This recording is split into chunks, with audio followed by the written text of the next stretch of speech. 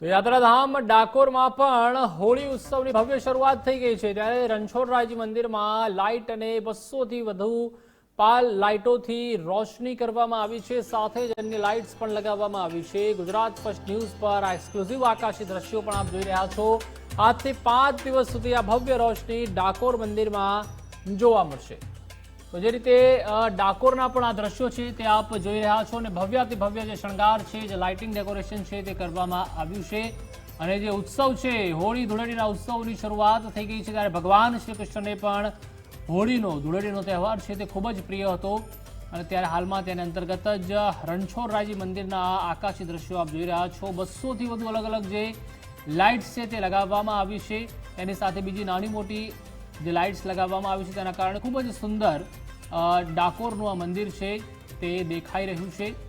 તો ગુજરાત ફર્સ્ટ પર એક્સક્લુઝિવ આ આકાશી દ્રશ્યો આપ જોઈ રહ્યા છો અને આજથી સતત 5 દિવસ સુધી આ જે ઉત્સવ છે, તહેવાર છે તે ચાલુ રહેવાનો છે। તે લઈને હજારો લાખોની સંખ્યામાં જે લોકો છે તે પણ ડાકોરના ઠાકોરના દર્શન કરવા માટે આવી રહ્યા છે।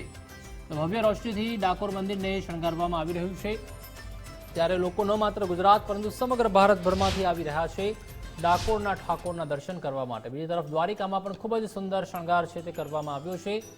તો દર વર્ષે હોળી ધૂળેટીના જે આ પર્વ છે 5 દિવસના તેને ઉજવવામાં આવે છે અને ડાકોરના ઠાકોરના દર્શન કરવા માટે લાખો જે શ્રદ્ધાળુઓ છે, ભક્તો છે તે પણ પહોંચતા હોય છે। ત્યારે જે મંદિર ટ્રસ્ટ દ્વારા, મંદિર કમિટી દ્વારા પણ તમામ જે વ્યવસ્થાઓ હોય છે, બંદોબસ્ત હોય છે તે પણ ગોઠવવામાં આવતા હોય છે।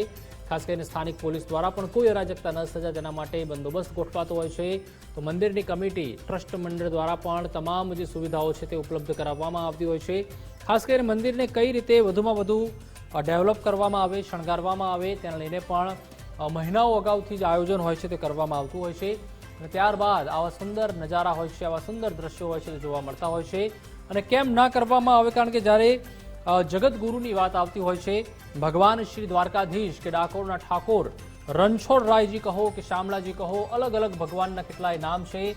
તેમનો જ્યારે તહેવાર આવતો હોય, તેમનો મનગમતો જ્યારે તહેવાર આવતો હોય ત્યારે ગુજરાતીઓ કઈ રીતે પાછા રહી જાય। અને આપ જોઈ શકો છો જે સુંદર દ્રશ્યો ડાકોર મંદિરના દેખાઈ રહ્યા છે અને ભવ્યાતિ ભવ્ય જે લાઇટિંગ છે તે સમગ્ર પરિસરમાં કરવામાં આવ્યું છે અને આ જે ડ્રોન દ્રશ્યો છે તે આપ એક્સક્લુઝિવ ગુજરાત ફર્સ્ટ ઉપર જોઈ રહ્યા છો।